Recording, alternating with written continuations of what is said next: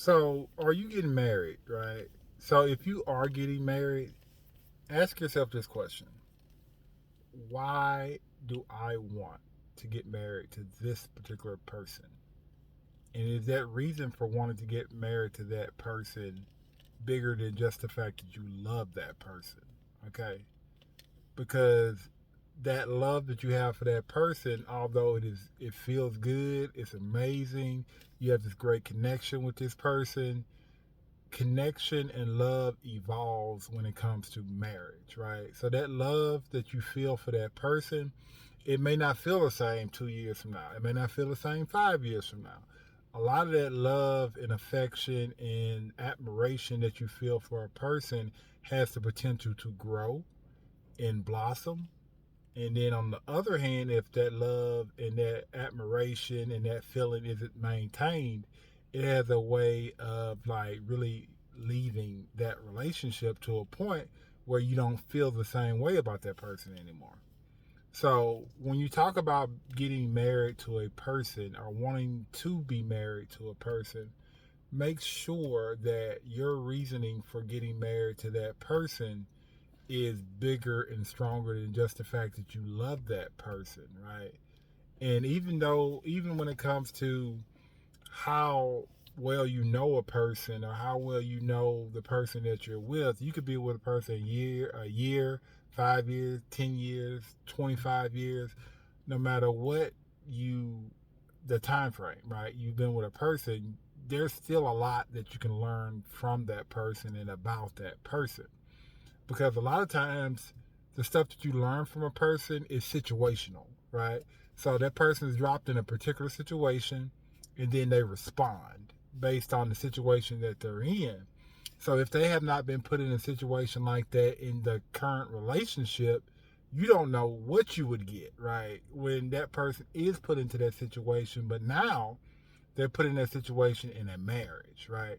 So that might be a learning curve that both parties would have to also learn too at that point, right?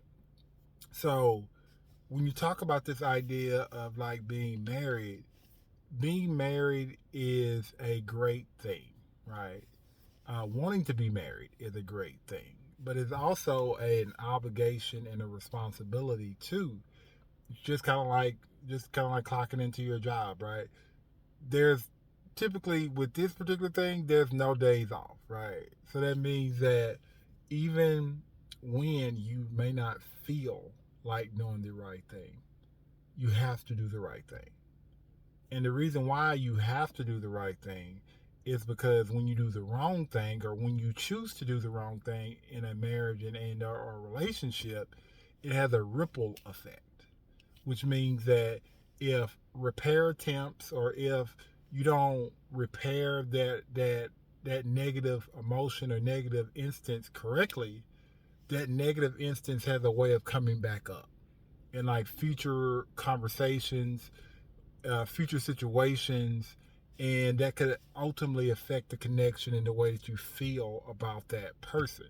It can affect the trust. It can affect the connection. It can kind of affect the way that you feel about that person, and that's something that you don't want when it comes to that person that you're with. Like, you want to make sure that you're doing everything that you can from your individual side of it to support that relationship, to grow that relationship, to nurture that relationship, so that both parties feel seen, they feel heard, they feel safe in being vulnerable with each other. And that's the other part about that too, is vulnerability, right?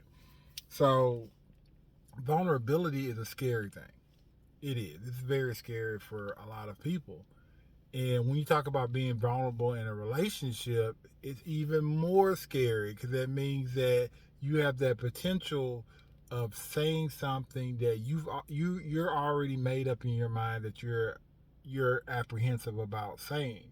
So that means that if you potentially say it to your partner, even though you have been with that person for a long time, you may not want that feeling of feeling judged, or that person is questioning your motives, or that person is like really looking at you differently because of the fact that you feel a particular way, right?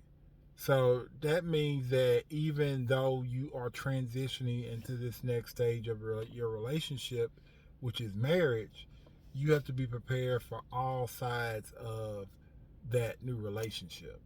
And vulnerability is something, or being vulnerable with that person that you're with, especially through communication, especially through expressing yourself and your needs and your desires for yourself and then also the relationship, is going to be paramount, right? So when we talk about like that transition from being in a relationship to being married, make sure that you are progressing through that stage, asking the questions or asking as many questions as you can to your partner to make sure that you feel comfortable in making that next step, right? That you feel comfortable in merging your life with that person, because like I said, that's a big thing. That's a life changing thing, and you want to make sure that all of your questions, everything that you have concerns about, are addressed before you get there. Now, there are going to be some things that may not be 100%, and I mean 100% addressed when you get there. But the main foundational pieces that go with being in a relationship have to be addressed, like communication, trust, what a person needs from that relationship, that has to be addressed. Like any individual plans or goals, those things have to be addressed before you get there, because it's very difficult to rewind time and talk about those things after you get there, because once you get there, there's a whole different type of expectations. There's a whole bunch of different types of things that could be happening in that moment once you're there. So make sure you kind of remember those kind of things before you get there, as far as like being married and wanting to kind of go down that road.